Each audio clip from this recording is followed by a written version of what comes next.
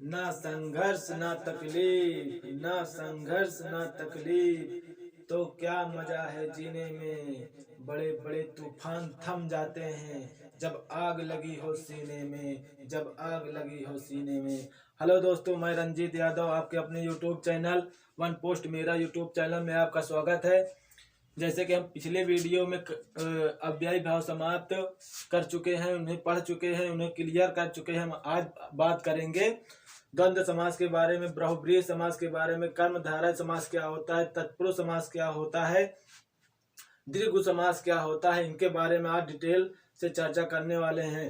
यदि आप इस वीडियो में इसको डिटेल से अच्छे से ध्यान लगाकर मन से अगर पढ़ लेते हैं तो आप कोई भी एग्जाम में अगर जाते हैं, आपके सामने समाज से रिलेटेड कोई भी टॉपिक यानी समाज से कोई भी प्रश्न आकर आपको दिखता है तो आप मात्र 2 सेकंड में आप ऐसे टिक करके आएंगे। मेरी इसकी गारंटी है, 100% मैं आपको बताता हूँ। मैं यहाँ पर सिखाने के बाद आपको फिर क्वेश्चन भी करवाऊंगा। आप ऐसे देखते ही तुरंत समास पहचान लेंगे कौन सा समास है। समास में बहुत से स्टूडेंट बहुत कंफ्यूजन रहते हैं कि समास में यार बहुब्रीहि समास क्या होता है और कर्मधारय समास क्या होता है, इसमें बहुत कंफ्यूजन रहते हैं। तो अगर आप इस वीडियो में पूरा वीडियो देख लेते हैं, ध्यान से देख लेते हैं, इसके बाद मैं प्रैक्टिस एक वीडियो लाऊंगा, उसमें अगर आपने पूरा टोटल पढ़ लिया, अच्छे से ध्यान लगाकर पढ़ लिया, तो मेरी गारंटी है आप ऐसे देखते ही समास तुरंत पहचानेंगे। एग्जाम में भी ऐसे 2 सेकंड में करके आप आएंगे। चलिए देखते हैं, आगे बात करते हैं। द्वंद्व समास क्या होता है। विपरीत अर्थ वाले शब्द जो विपरीत बोले जाते हैं। विपरीत अर्थ वाले शब्द क्या, जैसे माता पिता, माता का उल्टा क्या होता है, पिता होता है। भाई, भाई का उल्टा क्या होता है, बहन। नर और नारी, उल्टा नर और नारी। दाल, दाल और रोटी, ये उल्टा हो गया। एक साथ बोले जाने वाले शब्द हैं ये द्वंद्व समास, एक साथ बोले जाते हैं। कैसे एक साथ बोले जाते हैं, जैसे बोलते हैं माता पिता, भाई बहन, नर नारी, दाल रोटी।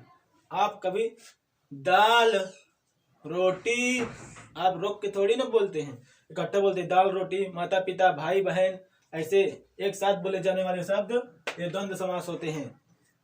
योजक चिन्ह वाले शब्द आप भी द्वंद्व समास कहीं भी देखेंगे, अगर वहां पर अगर ये योजक चिन्ह, ये योजक चिन्ह अगर आपको दिख जाता है तो तुरंत आप टिक मार के आएंगे। बहुब्रीहि समास सॉरी,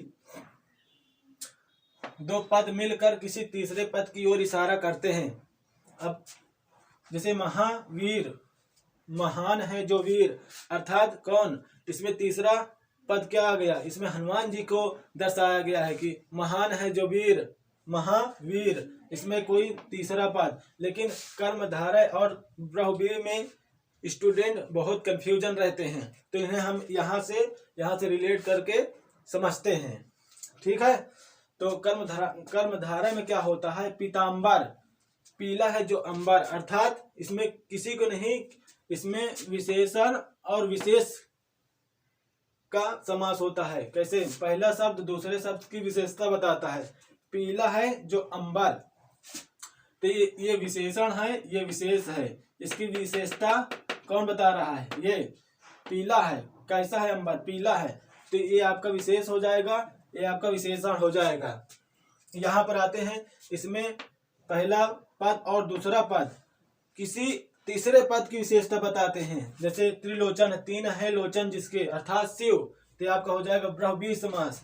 और जैसे पीताम्बर, पीला है वस्त्र जिसके, अर्थात कृष्ण, तो यहाँ पर बहुब्रीहि हो जाएगा।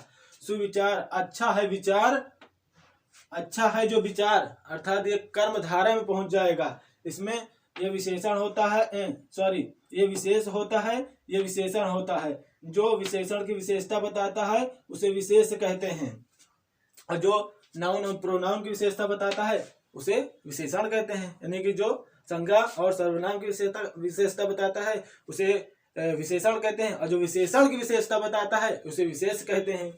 ठीक है, देखिए, जो पद मिलकर किसी तीसरे पद की ओर इशारा करते हैं। अब यहाँ से आप समझ लेंगे, महान है जो वीर, अर्थात हनुमान, तो आपका बहुब्रीहि है। त्रिलोचन, 3 है लोचन जिसके, अर्थात शिव, यानी कि आप समझ जाएंगे यार इसमें पहला दूसरा कोई नहीं, अर्थात तीसरे को विशेषता बता रहा है तो आप कहोगे बहुव्रीहि समास है, तो आप सीधा टिक मार के आओगे। इसमें अगर एग्जाम में पूछ लेगा बहुव्रीहि समास में कौन सा पद प्रधान होता है, तो इसमें कोई पद प्रधान नहीं होता है। मैंने आपको बताया तीसरा पद प्रधान होता है।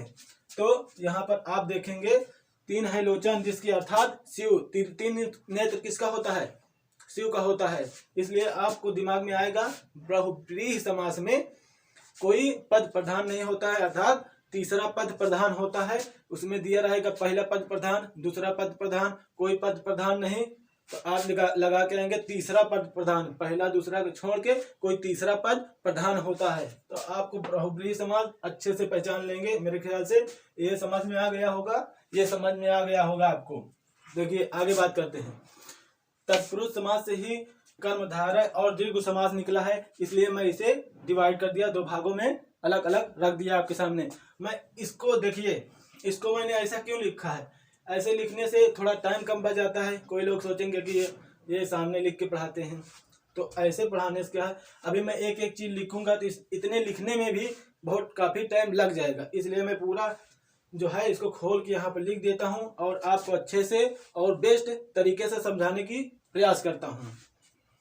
ठीक है, तो आगे हम बात करते हैं कर्मधारय समास की। कर्मधारय समास में क्या होता है, उत्तर पद प्रधान होता है इसमें। जैसे क्या, पीतांबर, पीला है जो अंबर, यानी कि अंबर के बाद अंबर जो है इसमें प्रधान है। पीला है जो, तो क्या क्या पीला है, यानी अंबर पीला है, तो इसमें क्या होता है, उत्तर पद प्रधान होता है। यहां से आप समझ लेंगे, यहां से अंबर, यहां से आपको उत्तर पद प्रधान होता है। अब जहां से आप थोड़ा समझ लेते हैं, पहला शब्द दूसरे शब्द की विशेषता बताता है। देखिए यहां से ही समझ लीजिए, अच्छा है जो विचार, यानी सुविचार, अच्छा है जो विचार, विचार क्या है, अच्छा है, यानी दूसरे शब्द की विशेषता क्या बता रहा है, ये पहला शब्द बता रहा है, यानी कि पहला शब्द दूसरे शब्द की विशेषता बताता है। यहाँ से इतना क्लियर हो गया। पूर्व पद, पूर्व पद क्या होता है, किसी शब्द का पहला अक्षर पूर्व पद होता है, किसी शब्द का दूसरा अक्षर उत्तर पद होता है। तो यहाँ पर क्या है, पूर्व पद यानी कि पहला पद यहाँ पर विशेष होता है, जो दूसरे विशेषण की विशेषता बताता है वो विशेष होता है। ये विशेष हो गया, ये विशेषण हो गया। विशेष विशेषण वाला समास, इसे कर्मधारय समास को अगर पूछ लेगा एग्जाम में कि विशेष विशेषण वाला समास किसे कहते हैं, तो आप कर्मधारय समास को विशेष और विशेषण वाला समास टिक करके आएंगे, ध्यान में रखना। और कर्मधारय समास में हमेशा पीला है जो अंबर, यानी कि पीतांबर पीला है जो अंबर, सुविचार अच्छा है जो विचार, माल गाड़ी, माल को ढोने वाली गाड़ी, ठीक है, ऐसे करके देगा। यहाँ पर द्विगु समास के बारे में बात करते हैं। द्विगु समास में उत्तर पद प्रधान होता है। इसकी पहचान देखिए, पहचान क्या है, इसमें पहचान क्या है, पूर्व पद संख्यावाचक या संख्यात्मक होता है। इसमें देखिए पूर्व पद, देखिए जैसे नव है, इसमें नव निधि, इसमें देखिए पूर्व पद क्या है, पूर्व पद इसमें क्या है, संख्यावाचक है। त्रिलोचन क्या है, संख्या, त्री क्या है, संख्यावाचक है। तिरंगा, ती क्या है, संख्यावाचक है, यानी संख्या है, कोई संख्या आती है। द्विगु समास में आप क्या समझे कि कोई भी, यानी कि उसके शब्द के पहले कोई संख्यावाचक यानी कि संख्या का दर्शाएगा। उसमें हमेशा जैसे नवनिधि, त्रिलोचन, तिरंगा, चौमासा, चौराहा, यानी कि चौराहा चार राहों का समूह, चौमासा चार मासों का समाहार। इसमें क्या होता है, पहचान पूर्व पद संख्यावाचक संख्यात्मक होता है, बता दिया आपको। तत्पुरुष समास से निकला समास ये होता है।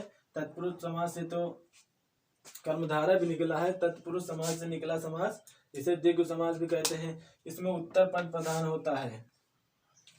जैसे देखिए उत्तर पद यानी कि ये वाला नौ निधियों का समाहार, तो यहाँ पर नौ निधि क्या हो गया, आपका पूर्व पद हो गया, समाहार क्या हो गया, आपका उत्तर पद हो गया। तो यहाँ पर नौ निधियों, अब इसमें अर्थ क्या निकला, निधि का समाहार, यहाँ पर ये समाहार ये आपका प्रधान हो गया, उत्तर पद प्रधान। त्रिलोचन, तीन लोकों का समूह, तीन लोकों का, आपको तीन लोकों का, अब क्या है, लेकिन तीन लोगों का समूह, यहाँ पर समूह लग गया, यानी कि यहाँ पर प्रधान हो गया, उत्तर पद प्रधान। तिरंगा, देखिए इसमें भी आया आपका ती मतलब ये संख्यावाचक है। आप हमेशा